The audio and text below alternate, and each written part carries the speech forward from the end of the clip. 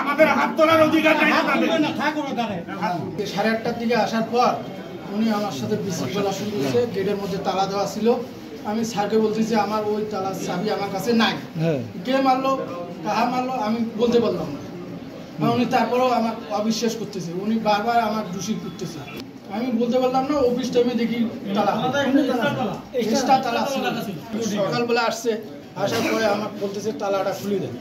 আমার কাছে ওই তালার চাবি ছিল না। কে বা কারা মারছে আমিও বলতে পারলাম না। ওনার বারবার এই কথাটা রিকোয়েস্ট করতে এইটা নিয়ে উনি আমার সাথে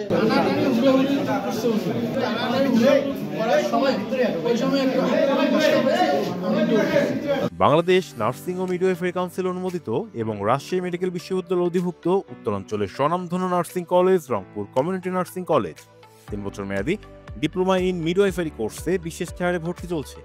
ভর্তির জন্য যোগাযোগ করুন www.rcncbd.com অথবা কল করুন 01708907294 অথবা 013328543031 নম্বরে।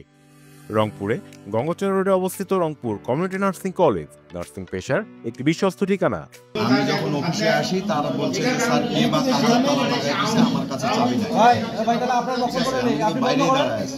তারপর মেরাজ আসলো, মেরাজ শহর ঢুকতেছি, দেখতেছি আমার কাছে ছবি তোলা আছে, দেখতেছি যে সে তালা খুলতেছে। তা আমি তখন সার্চ করলাম, তুমি একটু আগে বললা যে এই তালা বাহিরের লোকজন আসি লাগাই দিয়ে গেছে, আমার কাছে চাবি নেই, তা তুমি চাবিটা কেন খুলতেছো? তখন চাবি আর তালা কিন্তু পকেটে ঢুকাচ্ছে।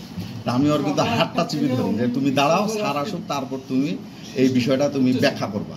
তো উনি কি করলো, উনি মানে ঝিঙ্গড়িয়া মানে সাথে দিল দৌড়। এখন আপনারা মিরাজের বক্তব্য নিতে পারেন, জাস্ট এইটুকুই শুধু ঘটনাটা। হাত ছেড়ার তো প্রশ্নই উঠে না। সে এখন বাইরে থেকে যদি ছিঁড়ে নিয়ে আসে তাহলে তো কারো কিছু করার নাই। মিরাজ আছে আমাদের, কেন আমি ও সহজ ছিলাম, যখন আমি ওকে ডাকতে যে তালাটা কে লাগাইলো এটা তো দেখতে হবে, আমরা তো অফিসে ঢুকবো, তখন ও সহজ ছিল। মারা কথাটা তো সম্পূর্ণ উপস্থিত থাকলে তারা মিথ্যা কথা বলতেছে। আপনারা তো সে সময় ছিলেন না, সে সময় শুধু মিরাজ। তো ওকে বললাম যে তোমার কাছে তুমি বললা যে চাবি ছিল না, তা তুমি এখন তালা খুললা কেন? মিরাজও ছিল। তাই বললাম অবশ্যই তাহলে তুমি জানো। তা আমি বললাম যে তুমি থাকো, যাইও না, জেডএম স্যার আসবে তারপর এটা নিয়ে বসবো। আমি কিন্তু হাতটা ধরছি যে তুমি যাবা না, ও কিন্তু হাতটা ধরেই দৌড়। তারপর জেডএম স্যার তো আসে নাই, রেজওয়াল স্যার আসছে 10টার আগে, 15 মিনিট আগে আসে। উনি কিন্তু তখনও আসে নাই। আপনি রেজওয়াল স্যারকে জিজ্ঞাসা করেন, উনি আসলে এখন আপনাদের সামনে 12:30 বাজে, এখন আসে আপনাদেরকে বলতেছে এই ঘটনা বললো। এই ঘটনাটা যদি বললো তাহলে তা আমাদের ঊর্ধ্বতন স্যার, আমার যে বড় স্যার, তাকে অবশ্যই তো ওনাকে অবগত করার লাগবে। অবগত করলোই আপনাদের মাধ্যমে এখন 12:30টায়। আর মিরাজ যখন যে ছিল, ওকে বললেই তো বুঝতে পারতেন মারামারি ভঙ্গিমা কি, আর ওকে বলা যে তুমি থাকো, জেডএম স্যার আসবে তারপর তুমি যাবা, এই দুইটার মধ্যে তো অবশ্যই পার্থক্য। আর আমার সাথে তো সাক্ষী হিসেবে মিরাজ ছিল, যে ওকে মারছি নাকি ইয়ে করছি নাকি সে তো বলবে, তারপর সাক্ষী তো আছে। মানুষকে মারা যায়, আমি তো অফিসে এসে বলতে পারি যে তুমি থাকো, জেডএম স্যার আসবে, এটা জবাবটা তুমি দিয়ে তারপর যাবা, যেহেতু ওর ডিউটি আবার শেষ হবে সকাল 10টায়। বলছি তো, একবার বলছি, পরে এটা তদন্ত সাপেক্ষে এখন ম্যানেজমেন্ট এটা দেখবে যে আসলে প্রকৃত ঘটনাটা কি। আমার যে নাইট গার্ড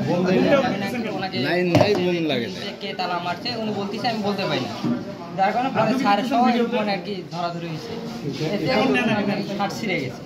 জাস্ট এইটুকুই। পরে স্যার আলামিন আঙ্কেল বাইরে চলে যায়, স্যার এসে রুমে বসে, আর কোনো কিছু হয়নি।